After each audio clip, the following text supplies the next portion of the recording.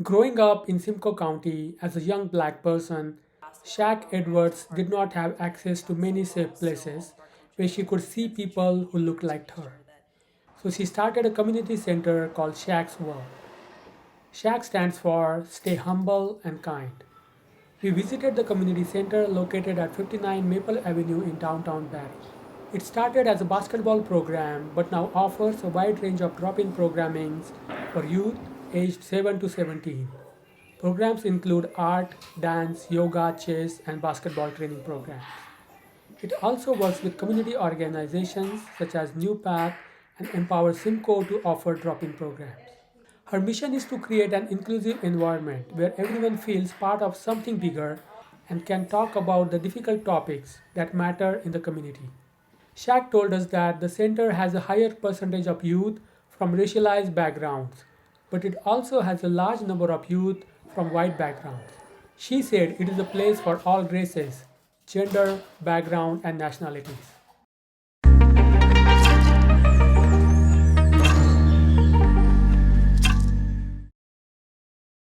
Yeah, so if you can start with what inspired you to start Shaq's World.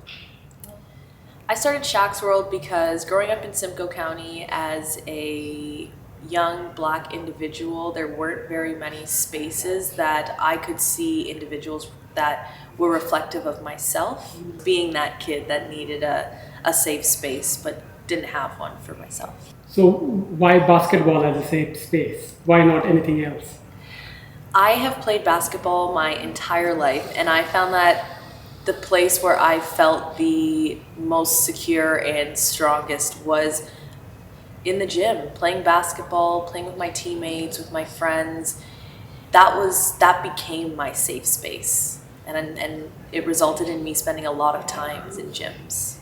I think that sports is an extremely important catalyst to reaching people of different ages, races, and sexes to meet at a common ground. So I would say that basketball in particular, like I said, it's where I feel my strongest. It's where I feel the most power. So I do use it as a tool for a lot of things in life. And I'm fortunate enough to be able to have intertwined basketball into the much bigger mission that we have here at Shaq's World.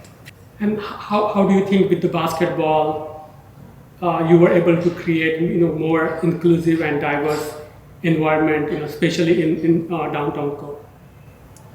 Well, like I said, basketball is a catalyst that I use to really transcend age, race, sex, creed, to bring people into a space and into common ground where we're all speaking the same language. So us being in the downtown core, I don't think has changed or taken away from what we're trying to accomplish. We've been able to bring groups and individuals and businesses in because of the sport of basketball. In 2020, we had our Barrie Police game, which was amazing. We were able to see kids and police officers meeting under one roof to play basketball. And I think that that's what sports does. So it's I think that's what sports does to people that are passionate about them, and it shows, right? It translates into their everyday lives. And that goes to what we do with basketball here. It's on and off the court development. We want to make sure that you're a respectful, successful athlete and community member, not just a respectful, successful athlete, because there's so much to it. And sports does translate to a lot of what we have to deal with in life. How diverse people come in here and how they use the space and how that helps them. Yeah, absolutely. I think that one of our strengths and almost specialties is that we see dominantly the BIPOC community here, but we work with the entire community. So we do have a higher percentage of youth that come from racialized backgrounds, but we have a large number of youth that come from white backgrounds.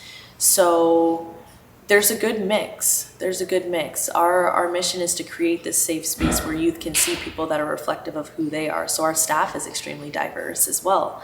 We come from all different backgrounds, and we meet in one space under one roof for the game of basketball. And you also work for addiction, homelessness, and mental health problems. The interesting thing about Shak's World is it really is my passion project because it was created out of passion, pain, perseverance. I have encompassed everything that I've lived, my lived experience, and some of the gaps that I wanted to fill coming out of school. So we do work with at-risk youth. We open the facility to tackle the underlying issues behind youth homelessness, addictions, mental health, and again, it all comes from a place of, it comes from a heart space, it comes from a passionate place because I was that homeless youth once. I was struggling. I never struggled with addiction, but I did struggle to find a place. And so we are a mental and physical wellness facility so that we can create a full package individual that is active and taking care of their body, but is also putting just as much time into taking care of their minds. So by working with these at-risk youth, we set the foundation for them really early. And why the name Shak's World? Because Shak stands for Stay Humble and Kind. Oh, sweater here. You can find one of these sweaters online.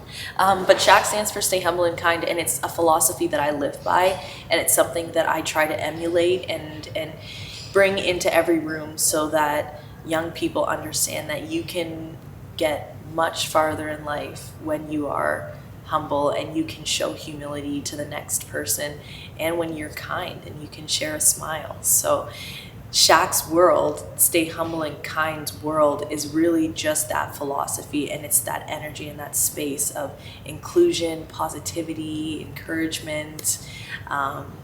So yeah, it has a lot less to do with me than people think. My world has always been so interesting, but I've always been extremely passionate about community and togetherness. So in a way, Shak's world, this is my world. Right? It's a world filled with community and love and collaboration and so much more. What is rewarding? What is rewarding, and what inspires you to keep doing this? One of the most personally rewarding things about having this space is knowing what went into getting it here. It's seeing the opportunities that are being provided to young people and seeing the lights turn on in their eyes when they come in. It's seeing them run around. I remember when we first opened and it was really just me here all the time by myself. It was very empty, but I had a vision. And now when I walk in, I see that vision. So those are the most rewarding things that I can think of. And seeing something positive come out of what was not a great experience for me turn into something so positive for the next generation. I am grateful every minute of every day for what I get to do. So if you can talk a little bit about what kind of different programs that you offer here. Yeah, so we've got a handful of drop-in programs that happen after school, including art. We've got art, we've got book club, chess club, cooking drop-ins, self-defense drop-ins, open gym drop-ins, and more are going to be added shortly. We also have paid programming that includes our junior MBA program and our house league. Most of our basketball programs are partnered with Canada Basketball, so all of our coaches go through extensive training in order to make sure that our athletes are getting the best out of the program. And we also work with our different community partners, mostly New Path and Empower Simcoe, to provide different drop-ins. So we've got a drop-in for developmentally delayed youth, and we've also got a drop-in for youth that are looking to figure out how to build healthy relationships. So those are some of the things we currently have going. And in the next couple of months, we are excited to roll out our on-site counseling. So youth can come in and receive on-site counseling anytime, anytime. So those are some of the things that we've got going on right now. And there's a lot coming in 2023. A lot. Oh, that's cool. And I remember when I moved to Boston in 2012, and my first Martin Luther King service day, 2013, we visited. I think it was my first time. We visited New Path in Massachusetts, and that's where I did my first volunteer work, Oh, on wow. MLK Day of Service. Wow. So it's yeah. We are so fortunate to have the partners that we do. This is a community center, and it has been running on community, continues to run on community, and that in itself too is something I'm grateful for every day, because it shows that this is a need, it's a gap that's being filled, and there are people that are benefiting, or we wouldn't be here still. I think that the goal is to remove the idea of separation and start to bring people to a place of understanding and understanding our differences regardless of where we come from, what we look like. It's staying humble and kind, it's creating a community that everyone feels as though they're a part of something, and everyone feels like they're part of something bigger than themselves regardless of what they look like. So it might be a big mission, but it's been working, and one person, one day at a time, we've been able to create a safe space for everyone to ask questions that they may think are absolutely outrageous, but will help them understand someone just a little bit more. That's what we're trying to do. And when we start with the kids, they turn into incredibly inclusive adults because they don't know anything different. All the experiences that you have been sharing for last 20-25 minutes, it's all been a positive message. Yeah. And last year there was very horrific incidents with you, a woman who was out on bail abusing you, but I don't see that reflected, and I'm sure you had your fair shares of those Lots. experiences, Yeah. but I don't see that reflected in any way when you talk about your mission or what you have been doing. It's more message of bringing back people together. So how do you manage to stay positive and focused when we see so many troubling things around? That's a good question.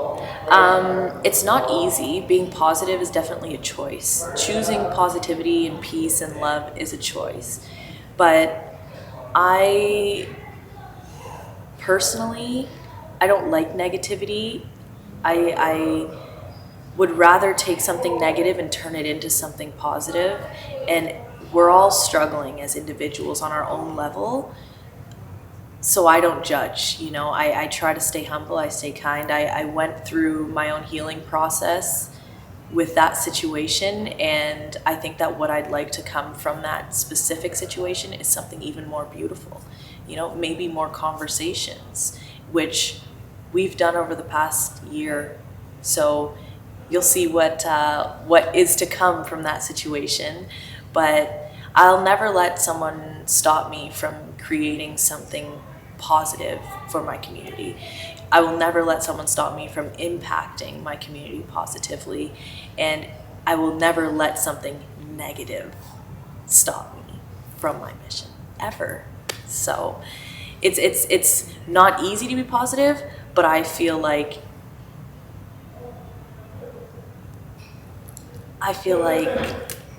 it is.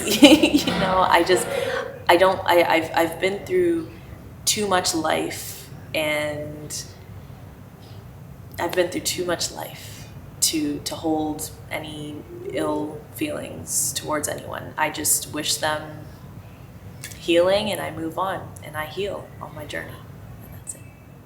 Cool. And just so in terms of twofold question. One is, you said you have a lot of plans for 2023. So how do you see Shacks will evolving over the next